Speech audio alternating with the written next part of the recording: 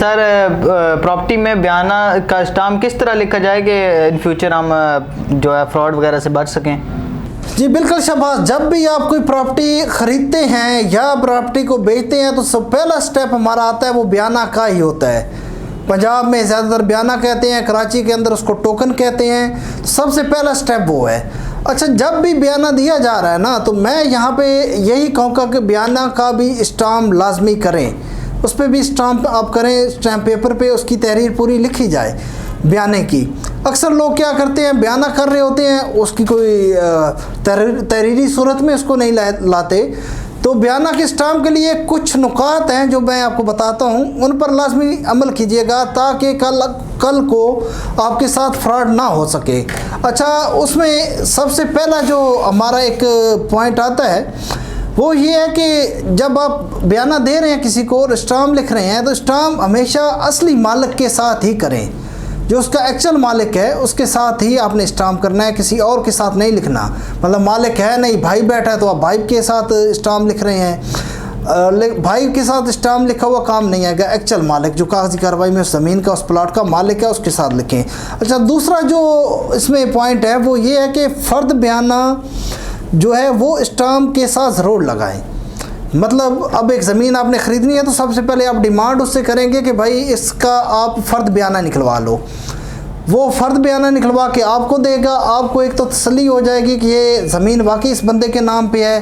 پھر آپ جب اس کے ساتھ اسٹامپ پیپر پہ تحریر لکھ رہے ہیں تو آپ کو پتہ ہوگا کہ واقعی اسی شخص کے ساتھ ہم تحریر لکھ رہے ہیں، اور فرد بیانہ کا ہونا بڑا ضروری ہے۔ اچھا، تیسرا پوائنٹ یہ ہے کہ جو آپ نے وہ بیانہ کی رقم ہے 2 4 لاکھ 5 لاکھ 10 لاکھ جو بھی اماؤنٹ ہے، اس اماؤنٹ کو آپ نے بذریعہ چیک دینا ہے، اور چیک اس بندے کے نام کا دینا ہے جو زمین کا مالک ہے۔ اگر پے آرڈر یا بینک ڈرافٹ بنوا لیں تو اور زیادہ اچھا ہو جائے گا، نہیں تو بائی نیم بھی چیک دیا جائے تو اس کے علاوہ کوئی کیش ہی نہیں کروا سکتا، تو ایک وہ آپ کے پاس اتھینٹک پروف ہوتا ہے۔ اچھا، اگر تو کیش دے رہے ہیں تو ساتھ میں 2 گواہان لازمی رکھیں اور اس کی ایک ریسپٹ لازمی بنا لیں جو پیمنٹ آپ دے رہے ہیں۔ اچھا، چیک بھی دے رہے ہیں تو 2 گواہان آپ پھر بھی بیچ میں رکھیں، لازمی ہونے چاہیے۔ اچھا، اس میں جو چوتھا پوائنٹ آپ نے مد نظر رکھنا ہے وہ گواہان کا ہی ہے جو میں آلریڈی ڈسکس کر چکا ہوں۔ اچھا، 5واں پوائنٹ ہے بیانہ دینے سے پہلے آپ نے جو اسٹامپ پیپر لکھا ہے نا، جو تحریر ہے اس کی اچھی طرح پڑھ لینی ہے کہ کہیں کوئی ایسا ہڈن پوائنٹ تو نہیں ہے، کوئی ایسا نقطہ تو نہیں ہے جہاں پہ آپ پھنس سکتے ہیں۔ اگر آپ مطمئن ہیں اس کی تحریر سے تو پھر آپ اس کو بیانہ کی رقم ادا کریں۔